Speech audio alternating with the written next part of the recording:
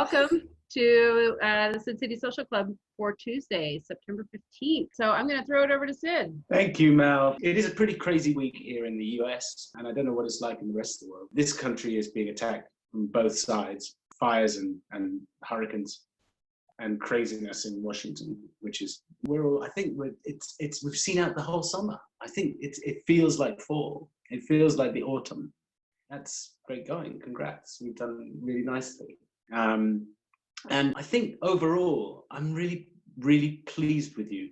I know that sounds like a weird thing to say. I'm just really proud of you because you've all been here, you've all been supportive of each other. I think more than anything, you are responsible for everybody's well-being. And that's tremendously comforting to a lot of people.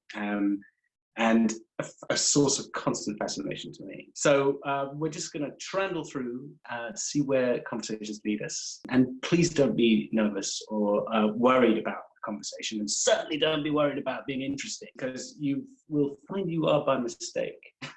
Because so many people are. So let's get going. Let's talk. I think Juditha is the first person up. Yes, they are. Juditha, come join us. Hello. Hello, Juditha. I just woke up, so I might be a little bit sleepy. That's okay. Tell me something, because I've been struggling with it for 2 weeks now. How does your mother say your name? She said Juditha. Juditha. Perfect. Thank you very much.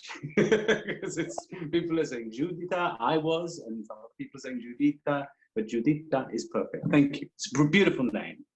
Thank you. You're very welcome. Remind us which city you're in. I live near Florence, in a city that is the biggest Chinese community in Europe. Wow. I love saying that because we have bilingual signs pretty much everywhere. Are you happy not to be in London, or are you missing London? I have to say, I will be back in a week, on Saturday. Yeah. I've been here 6 months, and I cannot wait to go back to London. I know that the London that I'm going to find is not the London that I left. Right, yeah. And the London that I love is not what I will find either, because I'm a script supervisor. You work in TV and film. Yes, I will go back with only a little short film coming up. Yeah. Almost nothing is made. back. I'm like, okay, let's see if something starts to move. I want to be there. I want to be the first one.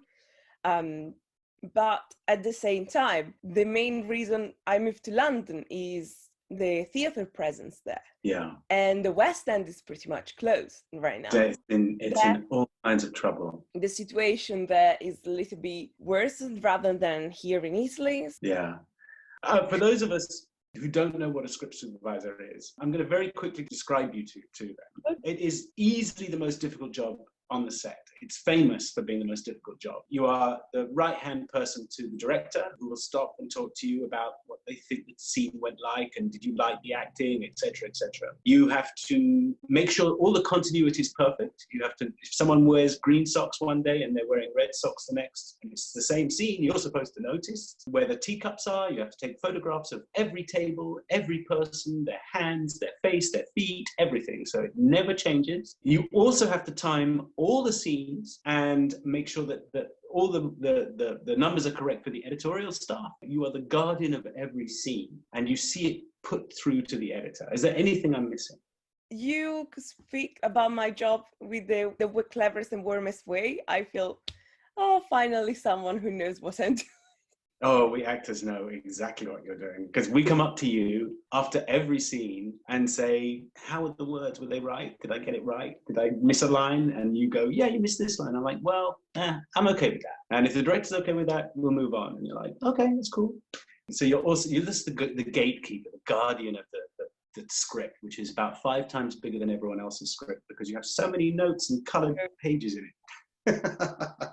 So for those who don't know, that is what a script supervisor does. The reason why I decided to be a script supervisor is because it's the one job that really ties into the film craft. You collaborate with every department, from costume to light, and you follow a movie inside and out with the script. You have to be the one person who knows the script better than the script writer. Absolutely, better than the director. And you have to tell the camera department what scene we're about to shoot and what take it is. And that changes all the time. It's like take two, Apple take two, all of these things swimming around in your head. It's a job for 4 people, but it's somehow you're just doing it alone. I don't understand, because the rest of the movie industry, 5 people do one person's job. Because it's a system to remember all these things. Yeah. It's quite personal. So usually get 1 person or 2 people.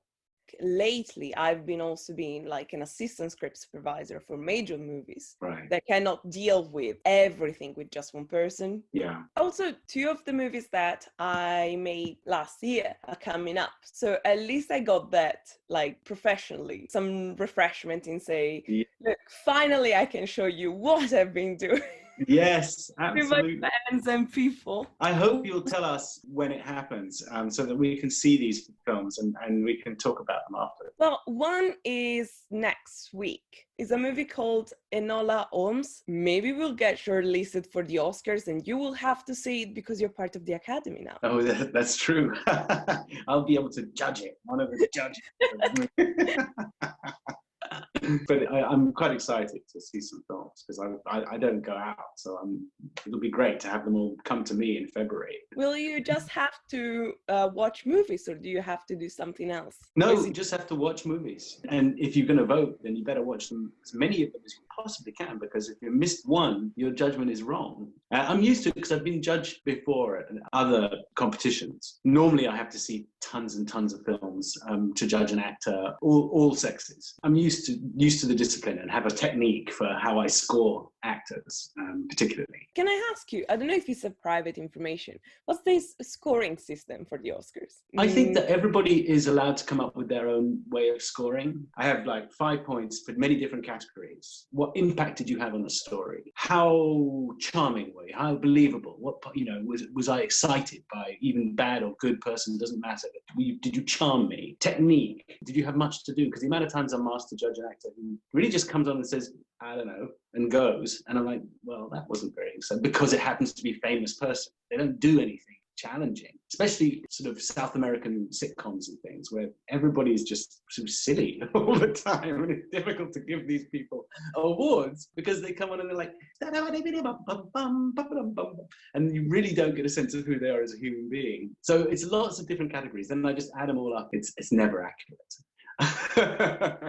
I know, it's so fascinating to get the insight of everything. I was always fascinated with the Oscars because one guy from my hometown got nominated. That was quite a big deal. Nobody got nominated in the middle of Italy. Like, maybe from a bigger town, but not us. All the city was starting to realize that this could be a very nice opportunity to come together. So we started to have posters and advertisements. This was more than 20 years ago, like 25 years ago, all around. And the night of the Oscars, they managed to get some kind of connection. So we had big screens everywhere to show the event. And I was very little. I think it was 98 or 99. Yeah. And I remember the Oscars as the one thing, all glittering. I couldn't understand a single word of English, but that people got together. That was my idea. Like, if people are getting together in the middle of the night, knowing that the next day is Monday, it must be something very, very cool.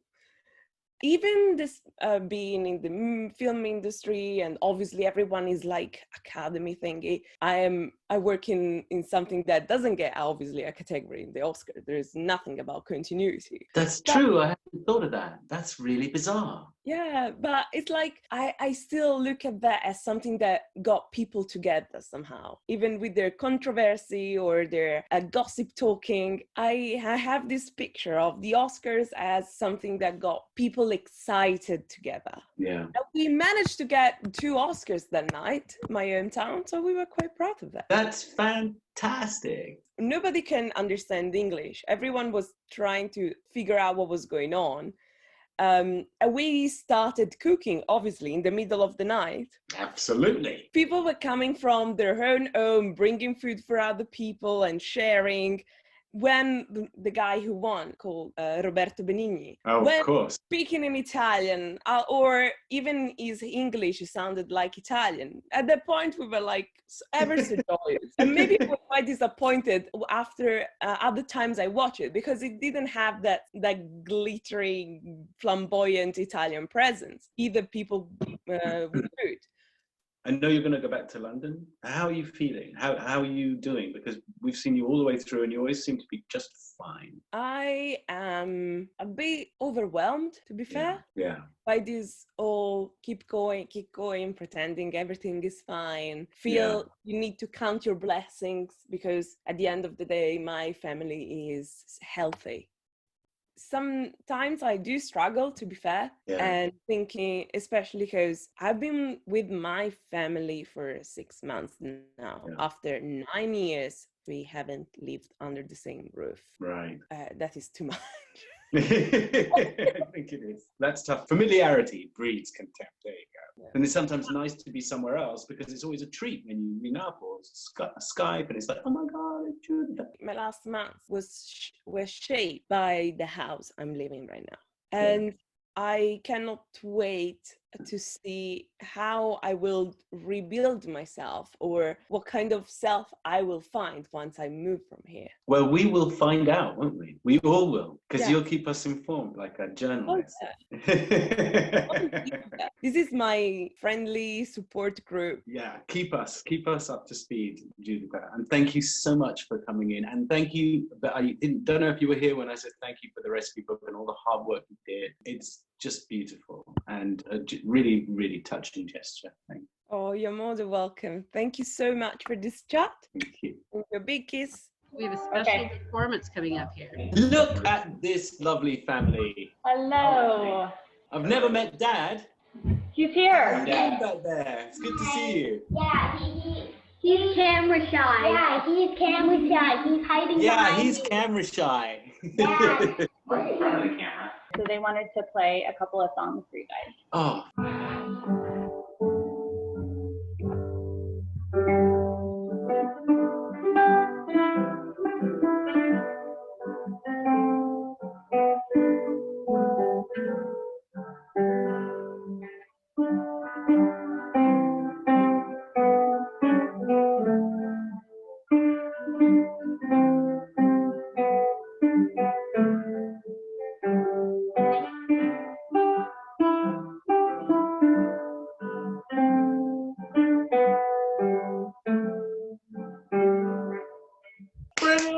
That's really wonderful. That's absolutely wonderful. You guys are so lovely. What a brilliant trio. I think we've got to get everybody off mute so that they can at least say something, because it's crazy that you do that and I'm the only person saying great. Oh, the chat was lovely too. So. Oh, good. Yeah, boys. That was really nice. Yeah, it was just. Well done, That was so great. That was amazing. So good. Outstanding. Guys nailed it. That was great. How did you get these guys excited about the guitar? Because that's just wonderful what you've done there. I use the Suzuki method. Yeah. And so kind of the pinnacle moment for that, like, you know, in the 50s, they would have students and they would learn violin or piano, and the teacher would give them scales and scales and scales, and the students would get bored, and then the teachers would go, this kid just doesn't know how to count. There's this Japanese guy, Dr. Suzuki, and at one point he realized kids in Japan speak Japanese with a 100% success rate, right? Like everybody learns it. Yeah, he modeled music after that. So with them, they have kind of a standard repertoire and the music's on CD. They listen to the CD every morning for breakfast. And so whenever they're learning a song, it's something that they've been listening to, you know, in some cases for years. Yeah. Right? And they're not trying to, you know, look at their left hand, look at their right hand, and read the music. At least the music's kind of been internalized a little bit. What? That's a really smart thing, man. Oh, thank you. And then it's just breaking it down into really, really small chunks. And just, if you can learn this, and you can learn this, and then you put those together, and then you learn this, and you put those together. When they're younger, although they're kind of past that, but when they're like 4, 5, 6, they do a little bit of games and just kind of motivational stuff. We still do like sticker charts, so if they have like 20 good lessons in a row, they get whatever. Absolutely, they get whatever. Just things like that. Lots and lots of, trying to practice every day. Making practice fun. Yeah. When I sell my lessons to people, there's like 2 pillars that we kind of look at. Parents will buy into different pillars. And one is, it's a great experience for the parents and the kids, because, I teach them every day. They don't really have like lessons and at-home practice. But when I'm teaching like my students, the parents have to be here.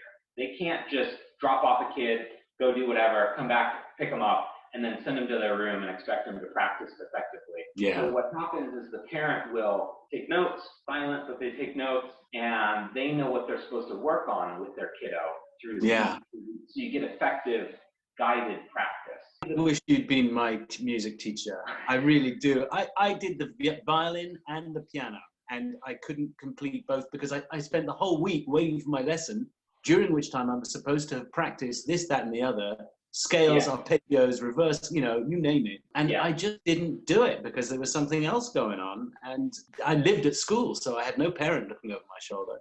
It was difficult. You have to practice daily. But, I phrase it 2 ways to parents. One is it's a great thing, that they get to do with their child, and it's an incredible gift. And the other is, this is a discipline. And it's kind of like karate in a way, where like if they don't understand something, we try to make it fun, but we're going to do it 50 times in a row. And we're going to do it accurately. And at the end of the 50, they can do it. And they can take that skill and they can apply it. So it's those real 2. So, I do try to make practice fun, but there's also like, I tend to be in the other camp of like, let's learn how to get something done, essentially.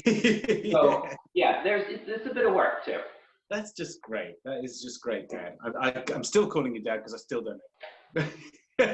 Matt. Thank you, Matt. Nice to meet you, my friend.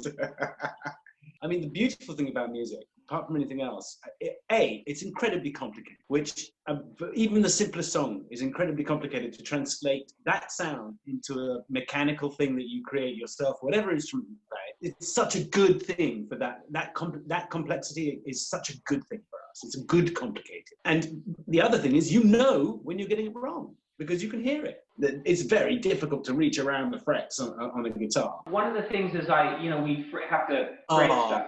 Right. Okay. This is essentially a tenor ukulele that is modified into a classical guitar. Right. So it has 6 strings, but it's essentially a ukulele. Kind of breaking it down into little chunks. One of the things I'm always looking out for is what the gross mechanics are doing, right? The big thing. Yeah. So kind of one of my pet peeves, I'll see kids playing and they'll be in a chair, a big chair, and they're a little kid, and their legs are like this. So I don't know if you can see, but they're holding the guitar, and the guitar is going like this. So they're trying to like hold it up, right? And so you have to find an appropriately sized stool so that their legs are parallel to the ground. Before a parent comes in, like I say, we're going to size the guitar.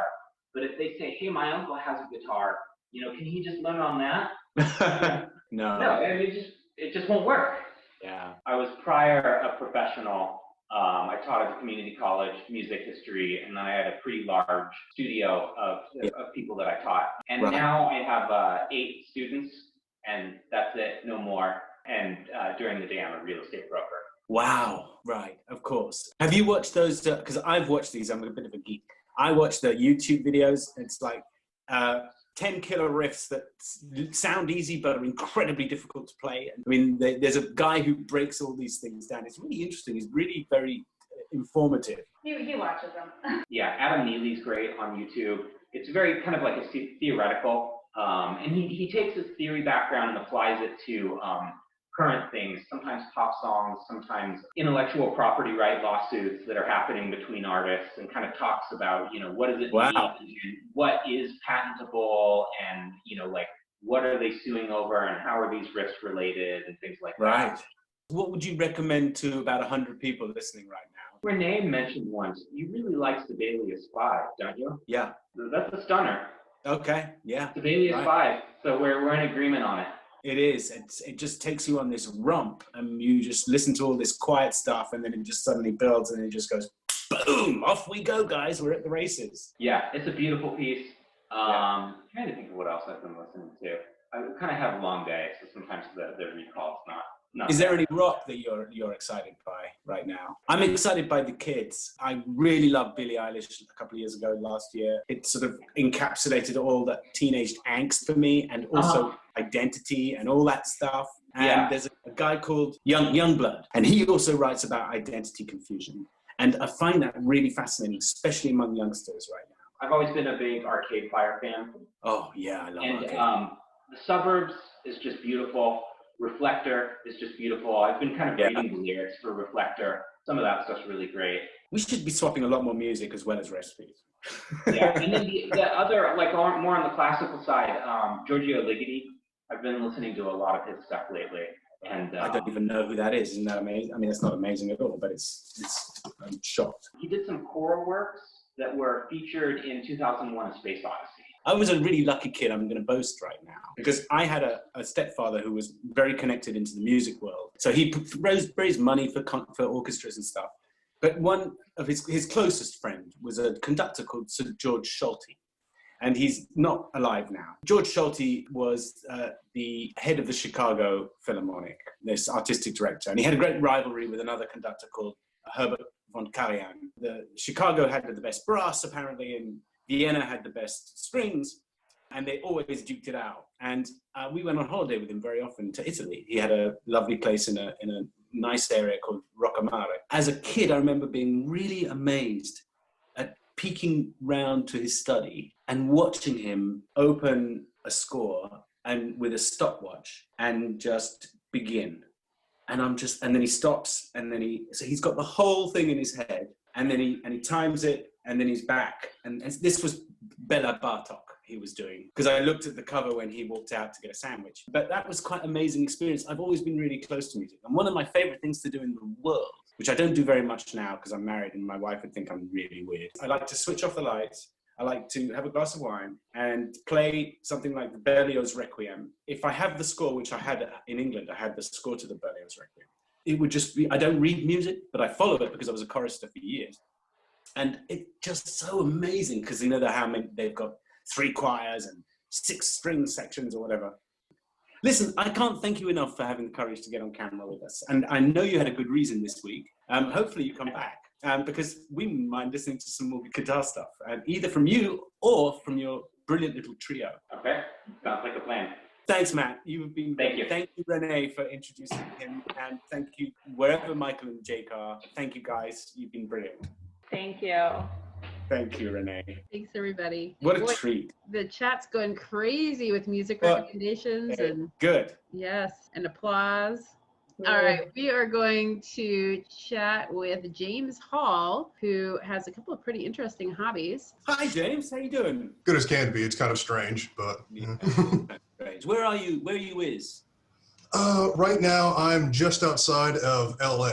Right. Okay. So we have a really interesting sky that looks kind of like Mars right now. Yeah, you do. My goodness. Yeah, my son has told me too.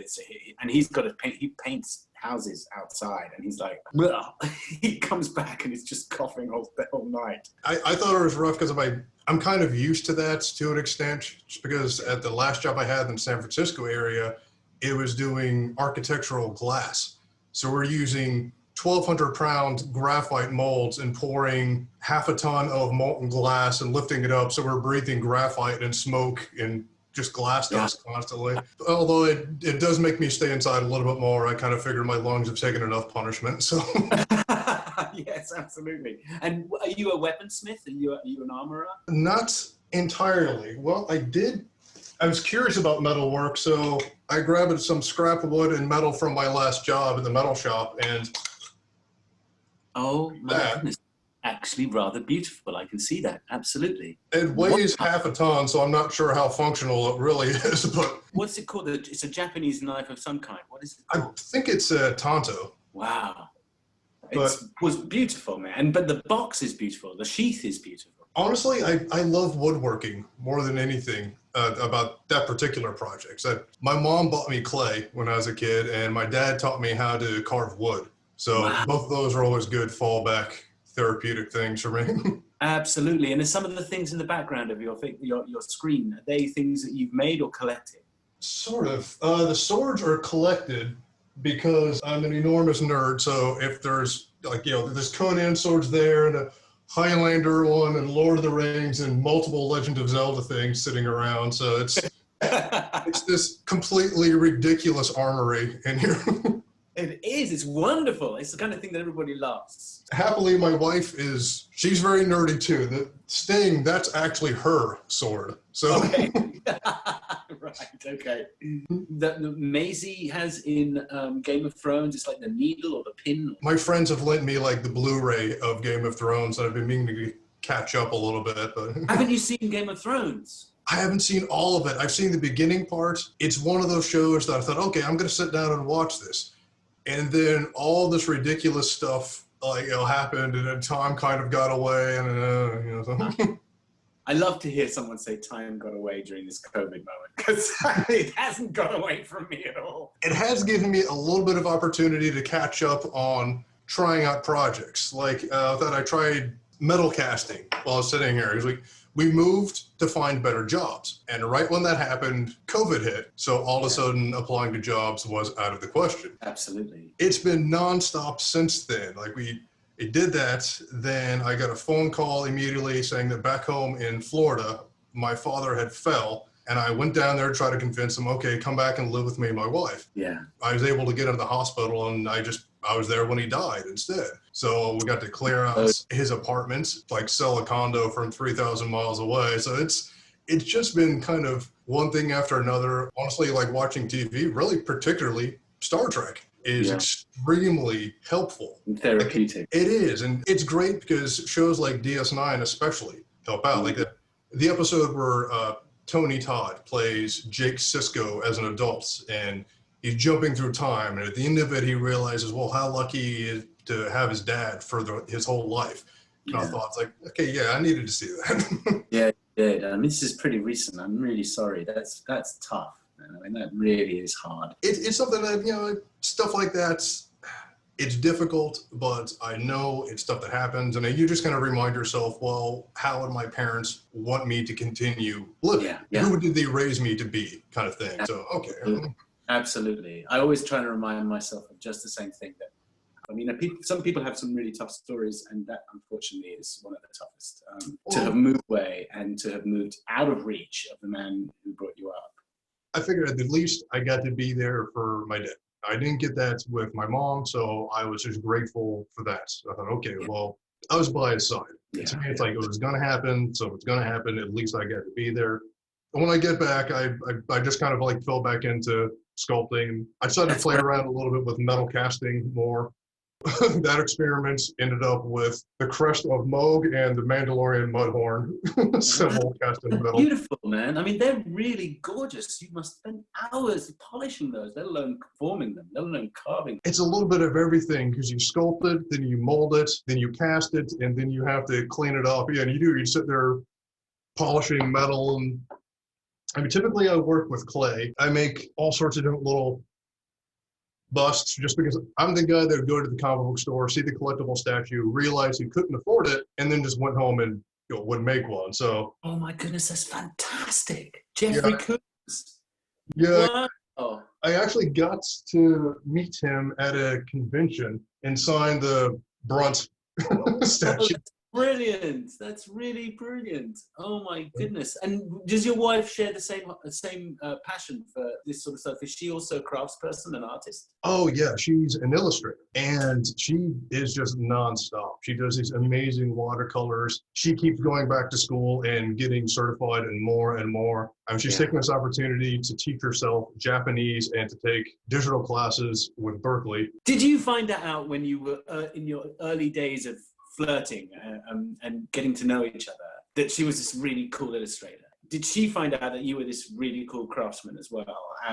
Is that one of the reasons that drew you together? Obviously, there's a lot of other reasons, but that's a really good one. It was one of like the main reasons, because went to school in Central Florida. A hurricane hits, so I'm stuck in a hurricane shelter, and I bring one of my sculptor projects with me, and it's the xenomorph from the movie Alien, sculpted about that big. And I'm working on this thing. From the next room comes this amazing girl, and I kind of look up, and I'm thinking, if you looked at the sculptor, I was like, oh, that's really cool. And I think, oh, she's talking to me. That's awesome. and I spit out, I was like, well, yeah, it's making this from the movie. And she's like, oh, that's really cool. And I kind of spit out, I was like, oh, well, I love the special feature stuff in the movie, and I see the things. And have you seen like the special features for Lord of the Rings? And this little alarm goes off that says, no, you've overdone the nerd stuff. You're screwed up.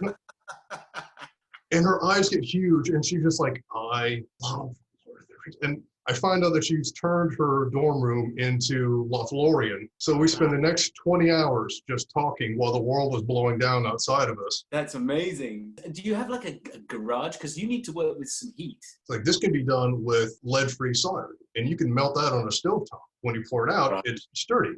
And it got me into prop making and learning silicones and two-part plastics, so I can make things. Oh my goodness. You have people who have similar hobbies, similar fascinations to yours. In the club, I don't know if you've reached out to them. We have people with 3D printing capabilities. We have people with all kinds of different things kicking off. I was hoping so, because I love falling into good communities like that, because it's everybody will know what something is when I hold it up. Reading the Dune books, I could never find a Chris knife that was book accurate. So. Oh my goodness, yeah. So it's the same kind of thing. So I just make it, and usually I just hold something up, and everybody just in the entire and like in the chat, they automatically know it. It's like, oh yeah. You're among kind of friends here. Everybody knows it. They know more than I do. I'm like, oh, what's that? It looks like a toothpick from a walrus. And I'm like, no, it is not that.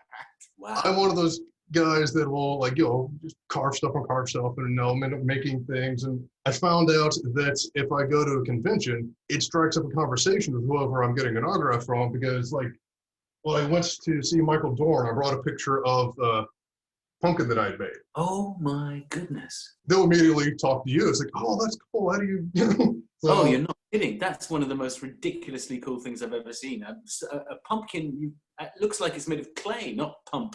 You send something to me real quick, I can get it up here. We can't let anybody share because we'll get inappropriate photos of people's slippers. You know. I carved this one earlier today just as kind of practice stuff. How did you do that? That's ridiculous. Just weird that you can do that to a pumpkin. I got taught how to use clay, and I got taught how to use all these different kinds of tools.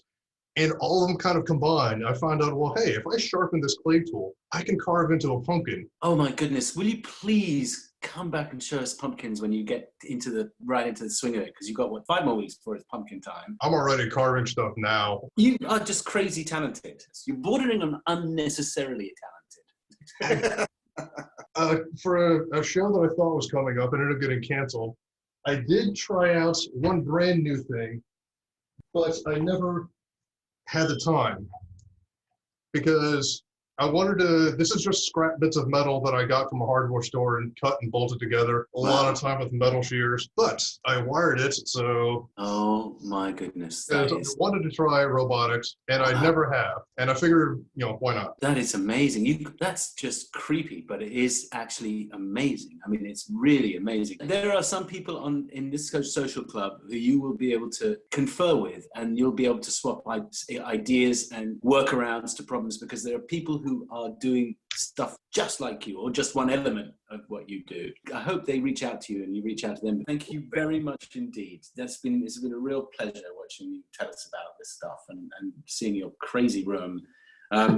Hopefully we get to meet your better half next time, and we can see some of the illustrations that she maybe has up her sleeve, or the kind of thing she likes to do. It'd be very fascinating. Thank you, my friend. Thank you so much, James. That was even better than your little note on the sign-up form suggested. Outstanding. Okay, Sid, would you like to share a photo while we get our next person up? We've got a really cute one. Sure. Where are you in this? Oh, yeah. That photo was taken by an amazing photographer called John Hain, who had children who I loved. It was in a theatre in London called the Royal Court Theatre. And it was an incredibly famous theatre at the time. And it's completely candid. It wasn't set up. My mum would work as a public relations officer in the theatre. So she'd be in an office at the back of the place. Everyone would let me, because I'm the kid of the woman who did the PR. Everyone let me just go wherever I wanted. So I would invariably end up in the auditorium. And that is the bar that stops you falling over off the side of the terrace there, just above the stalls. And I was watching one of the plays that were being rehearsed, not directed, but rehearsed at the time. And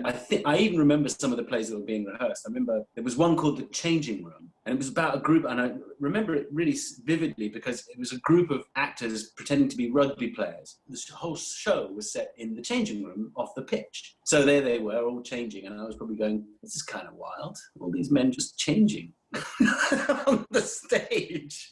Well, okay. And then there'll be one of the great directors like Lindsay Anderson or something barking orders. So I spent a long time in the auditorium, the stalls of the Royal Court Theatre in London. I don't know what age I was. I was probably, looking at me, I was probably about 6. Can't tell kids' ages. Yeah, it looks like about 6. Yeah. Something like that. You've got all those nephews and nieces. You're the age spotter. Well, it's a really beautiful photo. It makes me think that this is when you were like, oh, acting. Yeah, that's the romantic idea. Instead it was, why are they changing on the stage? What are they taking their clothes off for? All right, we are going to go over to Portia. Hello again. Hi, Portia. Just wanted to tell everyone who went tonight, you guys are amazing. Everyone's amazing, aren't they? Yes. So Agreed. I kind of wish. How lovely to meet you again, Portia. I'll see you again. Good to see you as well. Where are you? I'm still in Michigan. It looks like a mitten. Yeah. Yes. What possessed you to come and say hi again? What's going on? I actually wanted to check in with my family because you were showing the photos, and I love pictures. We used to have a bunch of scrapbooks. We've had some incidents, so I don't actually really have, in this house, I have like one picture of me from when I was a kid. And then my dad has like 3. Right. My grandma has like maybe a couple more. But I had my brother send the two of the pictures, like take a picture of the pictures, 2 of them for this, because I don't know. Is too precious. That's my little brother, and I asked my brother's permissions because they're in the pictures too. I have no idea where this picture is from, but I didn't even know we had it. But what have you done to your fingers? I don't know. I noticed that too. I was like, okay, we're at a park. I know that. I imagine I was digging in the dirt, but I don't know how it is only on the tip of my fingers. Yes, I think that you are pretending to be affectionate to your brother, but all you're doing is making his shirt filthy. Hey, he has his arm around my neck. That's your passive-aggressive way of getting her own back. Beautiful. This one I don't have a memory of, but the other one, it's from a very special day. That's my older brother's. That's the baby is my brother that was in the other picture. This is the day after he. Wow, that's amazing. I remember the day he was born better than the second day, because the second day was everyone. We were all born at home, so I remember I got that doll when he was born because I was 4, so I'm much too young to be holding babies. Yeah, but you seem pretty proud to be holding the doll. Yeah. I remember going upstairs and meeting him and everything. He's just, Do you remember how you felt? Oh, I was super excited. I know a lot of people apparently get jealous. Like my cousin's kid became a big sister this year. She was so angry at her mom when she found out she was having another baby. She didn't talk to her for like 3 days. I was super excited. Yeah, that's amazing. I was pretty much an only child for the first 16 years of my life. My brother arrived when I was well into my teens, and I remember my mom telling me she was pregnant in a supermarket as we were just finishing picking up peas and what have you. But it was totally not a problem for me because I was so much older. Right. And how do you still in constant touch with your siblings? Well, my 2 sisters, now that since like I said, I'm living with family right now. Yeah. So I see them all the time. They're at that teenage stage where I really wish I wasn't. You probably never were. Oh no, I was not. Like, I mean, I'm not saying I was a ray of sunshine every day, but like just awful. My brother also didn't prepare me for this because him and me were both kind of introverted people. Right. And plus, he's only 4 years younger than me. They're almost 12 and like 13 years younger than me. Our life experiences have been like completely different. Yeah, absolutely. So well, I the one thing I loved about having a kid brother, I mean, Tom is my half brother, really, but I have never called him that. It just seems bizarre to me that he's suddenly my half brother. When he was young, it was quite, you know, I was away in Los Angeles, I was doing stuff and school and whatnot, and I became sort of a bit of a sort of kind of another father figure. Mainly because my mum and I used to communicate a lot about what to do and all that sort of thing. Once I got older and he got older, I loved having all his 20-year-old friends around, and then his 30-year-old friends around. And some of his friends are closer to me than I am to any of my friends. I mean, I'm really close to his friends. I love those guys. Do you have the same thing with your spreadiest sibling? Like, it's kind of cool having a whole bunch of friends with slightly different age group. that's kind of a complicated thing. So I have, my older brother has a different mom. My younger sisters have different dads. And then I have 2 stepbrothers and a stepsister. Yeah. Because both of my parents remarried after I was out of high school. Right. But I also moved around a lot. So in addition to, like, for example, I didn't meet, from my mom's marriage, I didn't meet them until a month before my mom got married. Okay. So, wow. Yeah, it's a whole thing. I have a lot of really bizarre stories. But do you, are these stories that you keep in, like, your book, or do you have someone in the family that you can, like, lay it all out with? I write down a lot of things. My little brother, that's one of the reasons that I was glad that we still had that picture after everything, because I remember that picture from when I was little, and it's always been one of my favorites. Yeah. But me and my little brother, like, out of the whole family, like, even the extended family, You're like, tight. we just really get each other. Yeah, that's lovely. Thank goodness you have someone.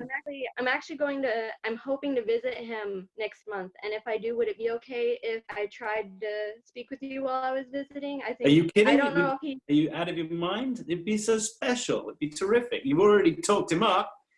He's the one who's you're gonna have to ask if he's okay. I don't think he'll mind sitting in, and he'll probably have some questions, but I'm able to, like, kind of put my nervousness into, it's how I got through all my presentations in high school. I'm able to kind of focus it and then, like, freak out later. But Yeah. he kind of shuts down a little bit. If he has anything he wants to ask or say, I'll probably ask him beforehand, and then He's kind of fine, you know. Yeah, he can come and be himself, and if he doesn't want to speak, he doesn't have to speak. I mean, like everybody. It's funny because I know that there's a lot of us have shynesses, for want of a better way of putting it. They seem to relax once they're actually, if they have the courage to talk, which it's not required. Courage you do not need.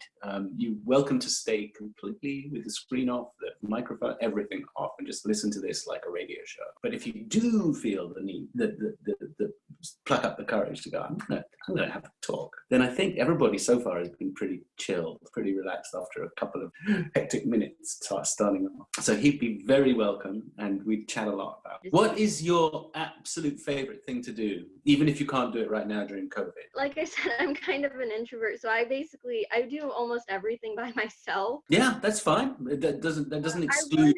When things open up again, I'd really love to go to a concert again. I haven't been able to go to many, but last year I went to my first concert where you stand the whole time. Right. But I got there super early. I was literally right in front of the stage, and It was amazing. Before that, I'd only ever had, like, nosebleed seats. Like, it was, like I'm talking like altitude sickness.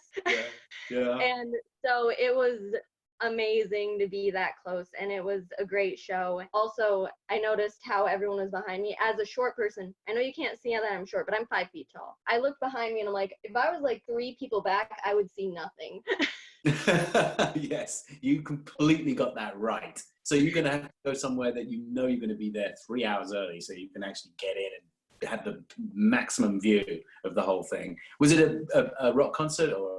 It's kind of like synth pop, but the opening act, I'd say, was more rock, and then, like, there is guitars and drums and stuff. It was Ali and AJ. Most people know them from when they were with Disney in, like, the early to mid 2000s. Right. But, like, then they left and, like, they pursued acting, and then, like, a couple years ago, they're like, hey, remember that music thing? We should go do that again. Are you the kind of person who screams and shouts? Like, just gets into it, just goes Screw it. I'm gonna. No, these lines. I spent most of the concert taking pictures. Like I was looking at the screen, but I have terrible eyesight, but I have great peripheral vision. So I could look at the stage and aim my camera. I was about to turn my camera and aim my camera at the same time. I was nervous because you know how like synth music and pop, they use a lot of like correction and stuff. Yeah. I was like really nervous, but they sound even better in person. I was blown away. That's wonderful.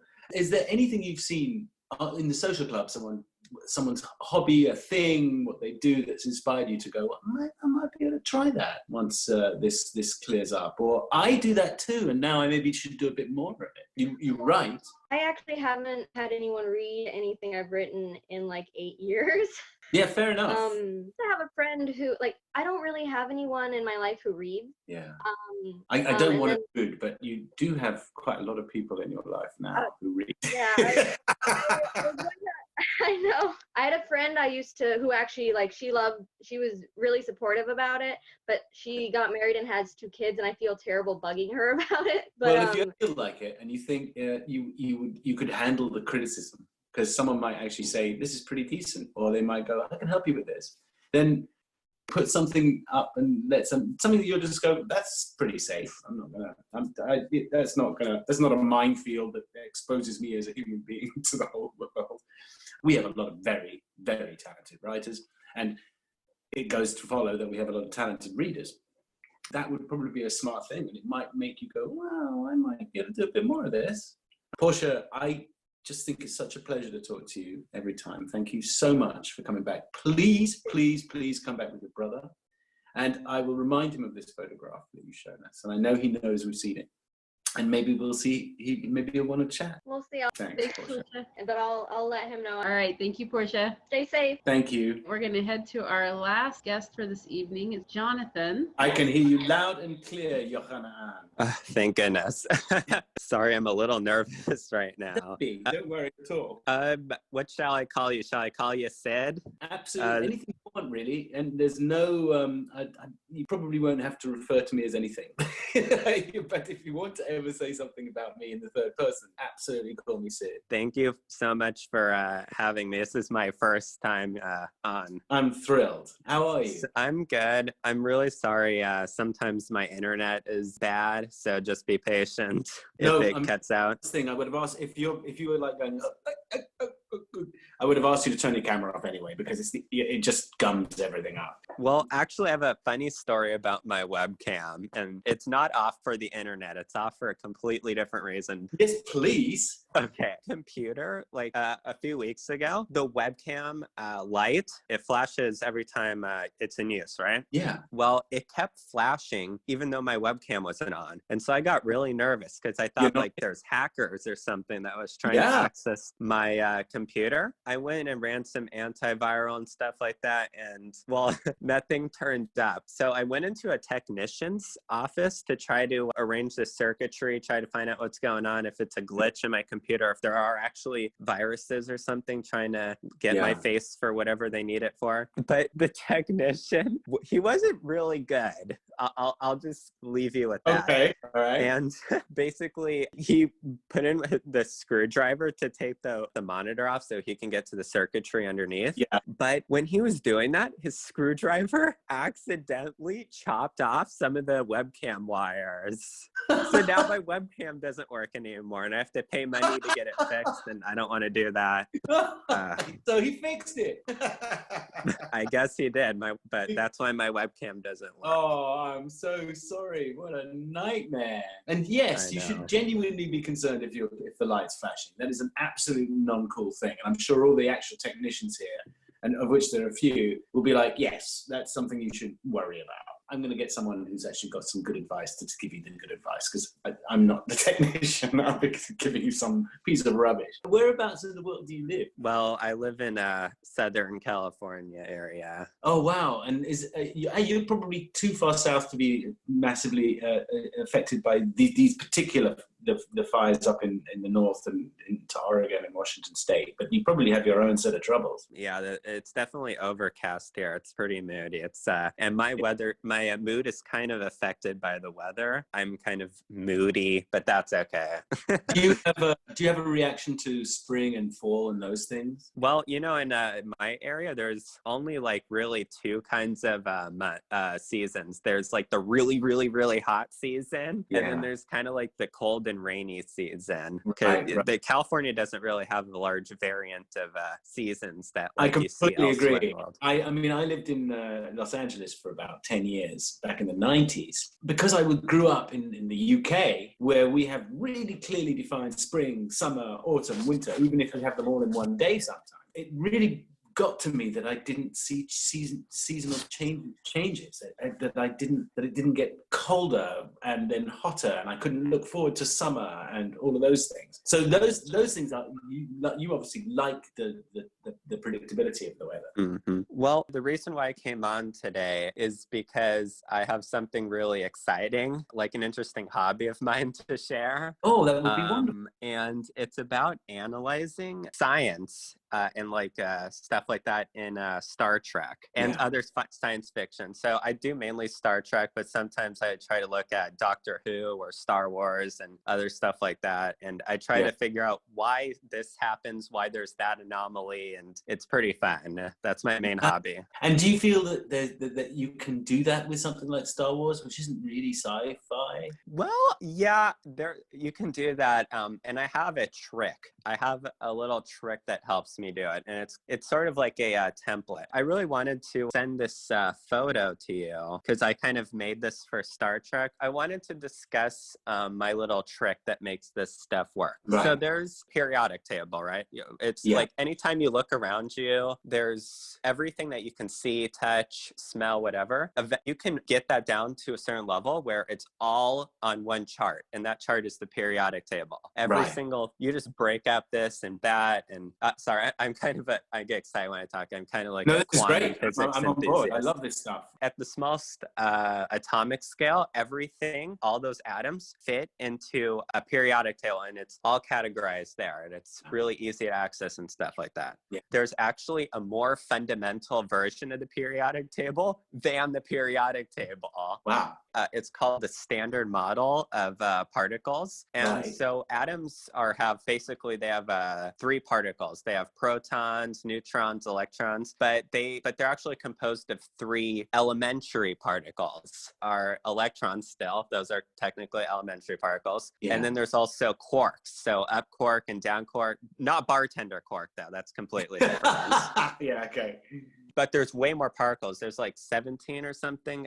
A lot of these elementary particles, and most of them are not, you don't see them a lot. You only see those 3 particles I mentioned earlier a lot because they're stable. So all the other particles, like they decay like really, really quickly. That's why there was so much trouble with the Higgs boson and various neutrinos. Yeah. Oh, so you have knowledge about this? I have a layman's understanding. I mean, I know a little bit about a lot of things, but believe me, a little is not an exaggeration. Okay. I made a version of the standard model, but it has like the normal standard model stuff to it, but it has extensions to it because it's in our universe, there's only these 17 or so particles. Yeah. But in other universes, there might be different laws of physics. And so there might be different particles with different properties and that we can't even imagine. So there's different standard models in each universe. The standard model has everything, all the laws of physics except for gravity. So I know that's like the most important part of physics, but the standard model of gravity is not there. We haven't figured out a way to put Einstein's theory of gravity and the standard model. We haven't found a way to collide those two together yet. You don't have a unified theory. Yeah, unfortunately. And are you interested in quantum mechanics? Yeah, I'm very interested in quantum mechanics. Because did you read about the fact that, and I might be wrong, and you can correct me, please, but that the transporters, which is part of the science you're probably interested in, like I'm fascinated by this too. Are you interested in the multiverse theory? I don't know if I personally agree with the multiverse theory, but something I can say for certain is that the multiverse exists in the Star Trek universe or multiverse. Does indeed. And There's it's gaining traction in Stanford and MIT and places like that too. Boom! Oh, there's Mel, your, you found my diagram. there's your standard model. Absolutely. So at the top, sorry, I'm going to come back to standard model here. At the top, you see all of the normal particles, but at the bottom is all the Star Trek particles. Oh, wow. Yeah. Tachyon, chronotachyon, and scion. One of the particles on this standard model is going to be important, though. Basically, the moving charge produces a magnetic field is a very important one, as it has like induction. And there's these structures in circuits called inductors, and they're basically these coils. They're called solenoids, but that's just fancy word for coil, like spring. It looks like a spring, kind of. Yeah, you get them in cars. Mechanics have solenoids. Yeah, and basically when you run a charge, so let's say you have a current, and a current is just a whole bunch of charges that are moving. So if you and a moving charge, therefore a current, because the current's a moving charge, it produces a magnetic field. So the solenoid, if you run a voltage across it and that creates a current, it creates a magnetic field around the solenoid. So basically, there's solenoids in Star Trek, and it's called the warp coil. So in the warp drive, in the nacelles, those are like the spindly things at the back of the ship. There's inside those are these solenoids, and they're warp coils, and they're responsible for generating a warp field. But there's one difference between a normal solenoid and a warp coil. And the one difference is that in a warp coil, in a solenoid, you have electrons. So moving electrons gives you the magnetic field as per electromagnetism. But in Star Trek, they don't use electrons. They make a current out of the tachyons. Yeah. So there's one of them on the standard model. There is a spatial tachyon, I think. It's the first blue one. There's two kinds of tachyons, and I made that because they make tachyons do so much things in Star Trek that one particle couldn't possibly do all that. So I had to kind of split it up into two. This is terrific, Jonathan. This is really, really good research. Whenever there's something that's different about Star Trek from our reality, there's only a few things that are usually suspect as to why that is. A tachyon is the particle that allows you to connect to subspace. Right. Miracle. Miracle it's just this alternate dimension, and making these tachyon fields can do various things. We're going to run out of time, but I want you to come back and talk about this. We'll pick a subject and we'll talk about that particular subject. Because I think it can be quite expansive if we try and cover the whole standard model, which I think is brilliant. We're way behind that curve. Come back and talk about a specific thing, and it's late for everybody and early for a lot of other people. It's been such a pleasure talking to you, even though we haven't seen you. You're so welcome, and thank you for the tantalizing glimpse into what's going on here. And I'm sure that a lot of people are really fascinated by it. All right. Well, I'll try to see if I can come back. Okay, my friend. Thank you so much. No problem at all. It's been a real pleasure. Thank you. Bye. Bye.